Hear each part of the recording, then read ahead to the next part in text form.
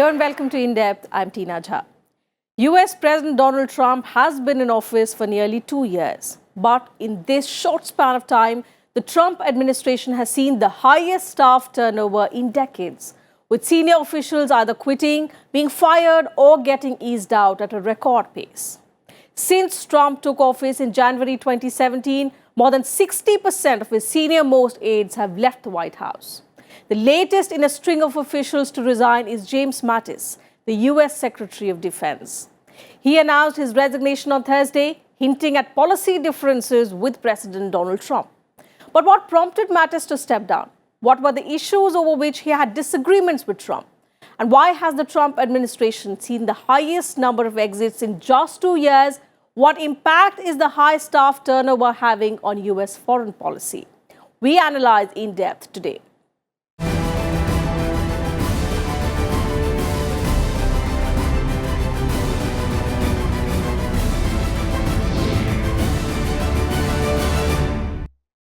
A distinguished former Marine Corps General, James Mattis, had held the post since Donald Trump assumed office.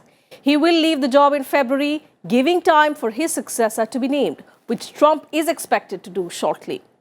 Mattis' resignation is seen as the latest sign of a fissure between Trump and the Republican establishment.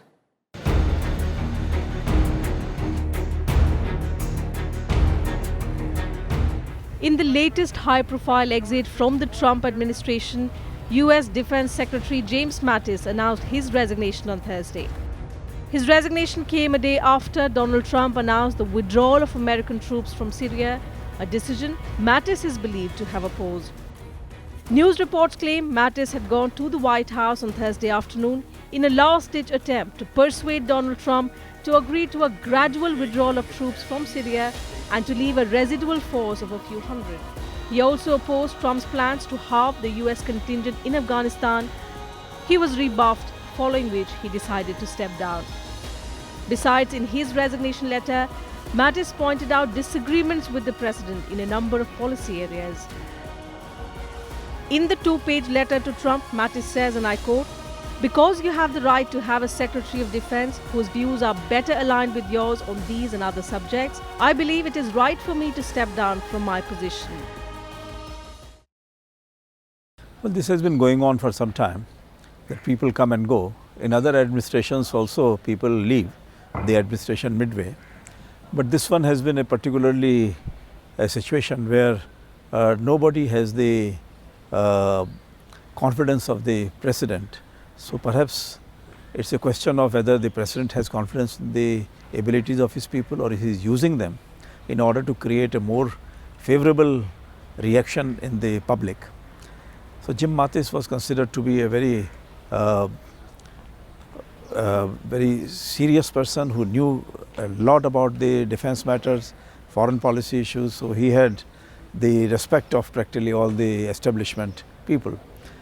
So that was one area where I think President Trump was able to draw upon the goodwill meant for Mattis, even for himself. But I think it doesn't work really, because he is for himself.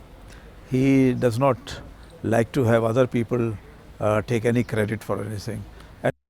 In his resignation letter, Mattis stressed on the importance of allies and treating them with respect in the face of outspoken skepticism from the president.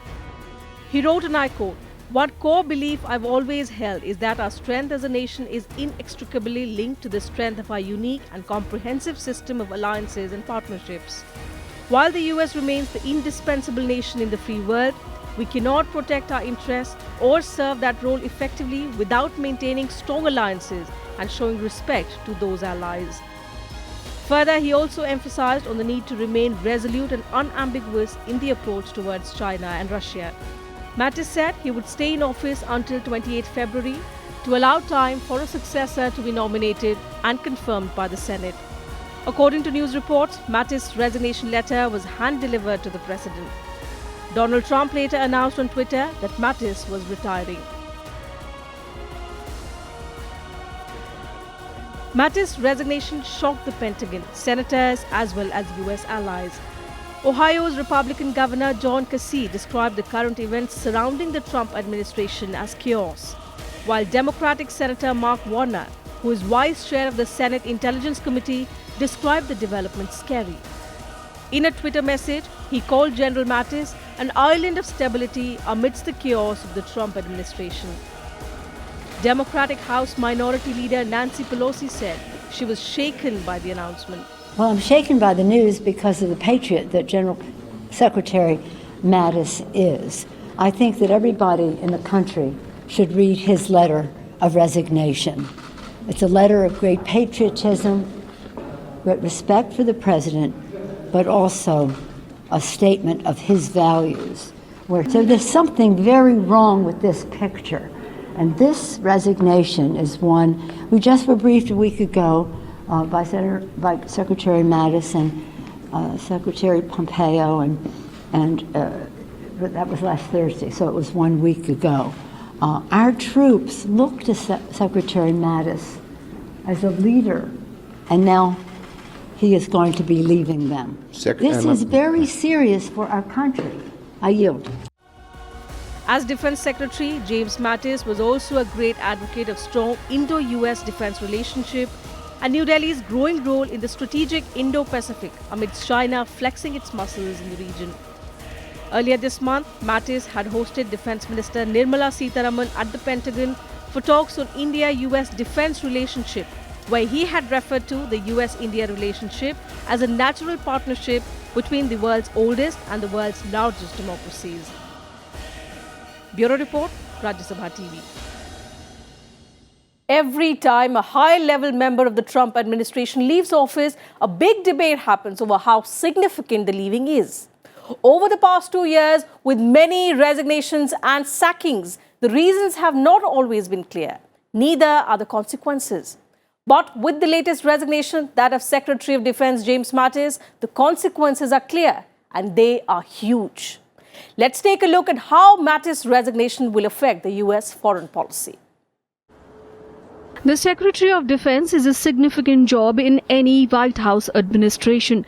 The Defense Secretary coordinates US actions if the country is attacked or is to attack another nation. And James Mattis was an important cog in the US foreign policy wheel.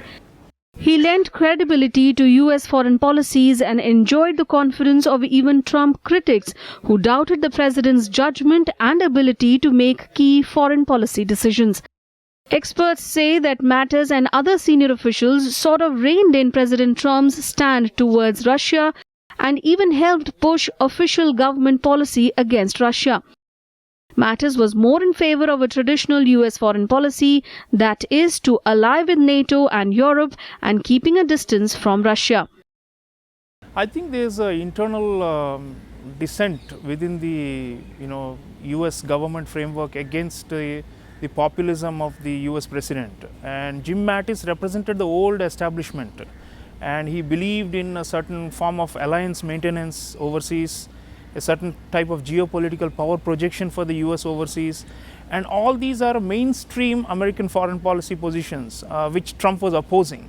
And I think Jim Mattis' exit is because out of total frustration, because he tried to somehow tutor the president to move away from his radical populist way of doing things, and he failed. So he has no option but to exit, because otherwise he will be held responsible for taking US foreign policy in a certain direction. Mattis' resignation is also a sign of a fissure between Trump and the Republican establishment. As he formed his government early on, Trump made several appointments that indicated to the powerful constituencies in the Republican Party that he would work with them.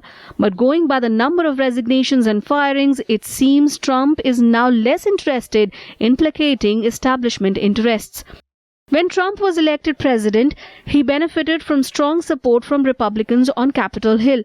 Mattis' leaving will not help him keep up these alliances. Some Republicans are already questioning the president's political judgment after the 2018 midterms. Mattis' exit also fits a pattern of Trump getting rid of internal rivals and promoting loyalists. Ever since Trump assumed office, an idea has been going around that some officials in his administration viewed their job as just resisting Trump and his policies. But going by the series of sackings and resignations, one thing is clear. that Trump is only picking people who agree with him.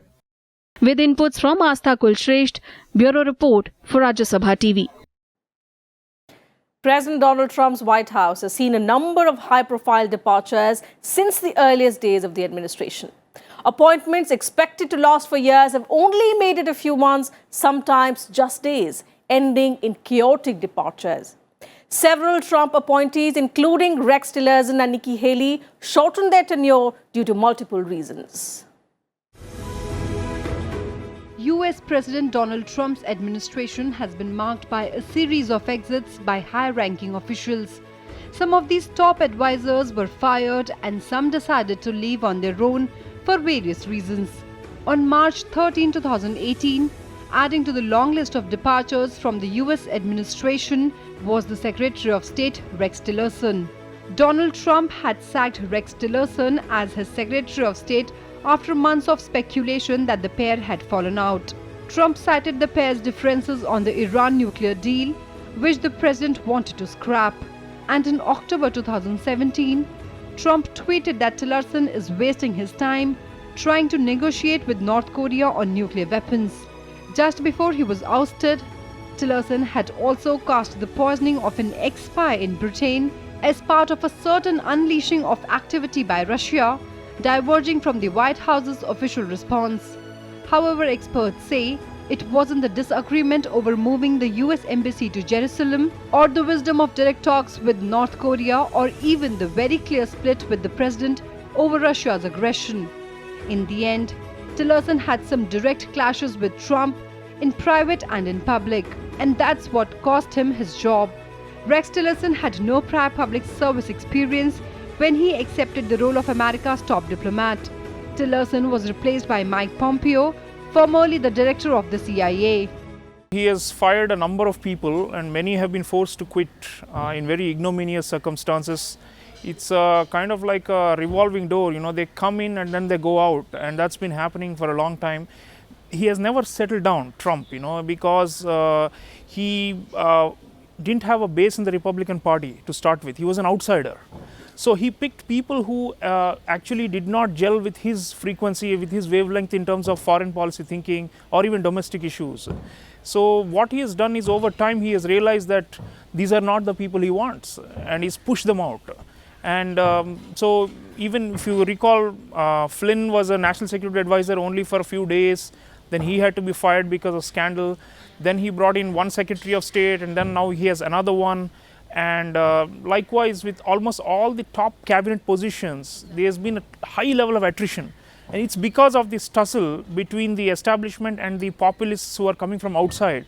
And it so happens that the boss is the populist, and therefore he is now firing people left, right and center because he wants to establish his way of doing things and his imprint on the policy making. And the old guard is resisting it. So this is a tussle between the old guard and these outside radicals led by Trump. Another notable departure from Trump's White House was of US Ambassador to the United Nations, Nikki Haley. Trump announced Haley's resignation in the Oval Office in early October, saying she would be leaving at the end of 2018. The shock announcement came a few weeks after Trump attended the UN General Assembly in New York City. However, Haley cited personal reasons for her departure. In a remark, Trump had said that he hoped Haley would come back in a different role, telling her you can have your pick. She had served in the Trump administration 19 months. Nikki Haley, the daughter of Indian immigrants, was appointed to the role by President Donald Trump in January 2017. Bureau Report, Rajya Sabha TV. In addition to his cabinet, the churn in top-level staff in the Trump White House has also left the administration ponder upon potential members. Here's a look at the exodus from the White House in the last 2 years. The Trump White House had more first-year departures than any other US president in at least 40 years. And these departures haven't stopped. In addition to his cabinet, the churn in top-level staff in the White House has also been in news every now and then. The latest is the resignation of Defense Secretary James Mattis, who President Trump announced will be leaving at the end of February next year. The list has several names. Anthony Scaramucci was fired as the communications director just 11 days after he was announced for the job. He joined office on 21st July 2017 and served till 31st July 2017. Scaramucci was under fire after the New Yorker published a vulgar conversation he had with one of its writers.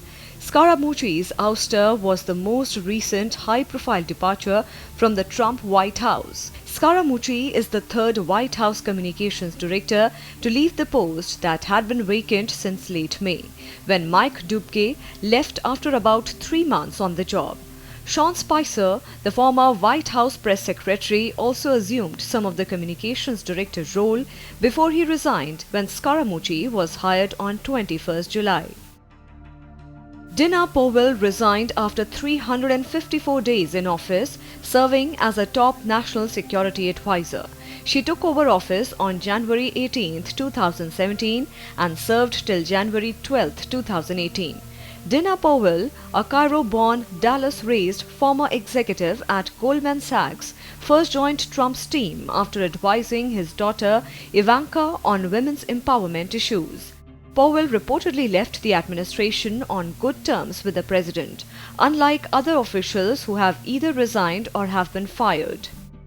Reince Priebus was fired after 190 days as Trump's chief of staff. He assumed office on January 20, 2017 and served till July 23, 2017. Trump announced in a tweet that General John F. Kelly would be replacing him following widespread speculations that he was on his way out. It was said that Trump had lost his confidence in him after major legislative items failed to pass the US Congress. However, John Kelly too didn't last long. Kelly started working in the administration on July 31, 2017 and will be demitting office by the end of 2018. Kelly, a retired Marine Corps general, was one of the several ex-military men who joined the Trump administration early on, initially as Secretary of Homeland Security. He was later installed as Chief of Staff in July 2017 after Reince Priebus was let go. Kelly's departure from the White House comes amid reports that he and Trump are no longer speaking to one another. The future people will be totally devoted to both president and his son-in-law and all the presidential doctrines, because the point is that president, if he does not have full trust in the establishment, then the issues come up. Because there are people in the law department who would like to examine as to how the Russians had intervened in the democratic election processes in the United States. And now China also is being considered as one of the culprits. So therefore, if Trump wants to leave his mark on the administration, he has to have direct relationship with the leaders of the world. But if those leaders of the world are considered as the culprits who have been undermining the stability and the electoral processes in their states, then obviously there is trouble.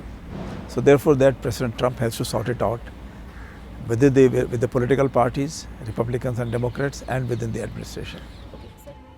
Trump's administration has set records for staff turnover, and he has often struggled to attract experienced political professionals, a challenge that has grown more difficult after his popularity downslide recently and an uncertain political environment. Bureau Report, Rajya Sabha TV. Donald Trump's administration has been mired in controversies ever since the beginning of his presidency. In our next report, we take a look at Trump's brush with controversies.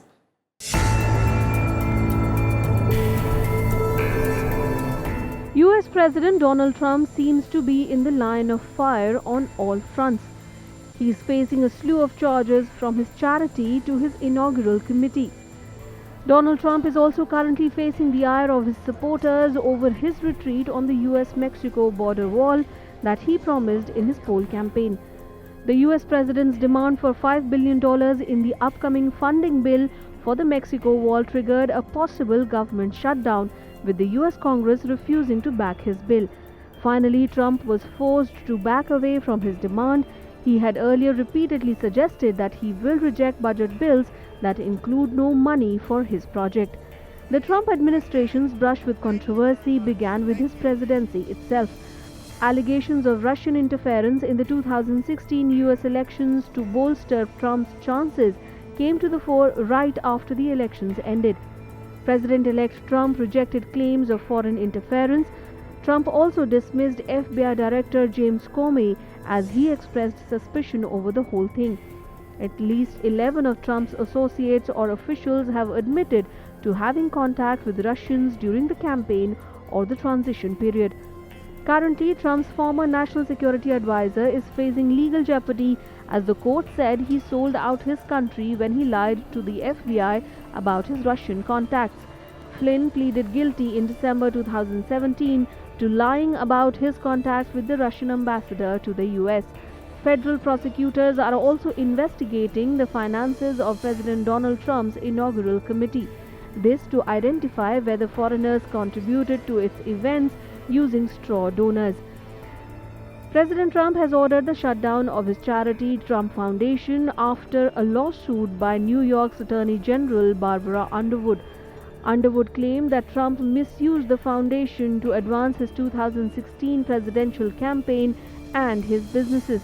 She also sued Trump's adult children Donald Jr., Eric, and Ivanka. Trump, however, called Underwood's lawsuit a concoction by sleazy New York Democrats. Donald Trump's immigration policies have also attracted global criticism.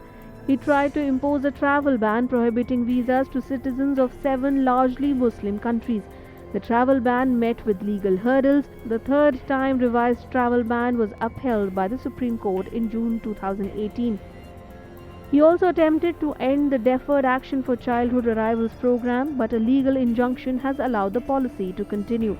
He imposed a zero-tolerance policy to arrest all illegal immigrants at the border, which resulted in separating children from their families. Currently, the Trump administration is reviewing the H-1B visa rules, planning to revise the definition of employment and specialty occupations under the H-1B visas by January, a move which is said to have an adverse impact on Indian IT companies in the US. Bureau Report, Rajya Sabha TV.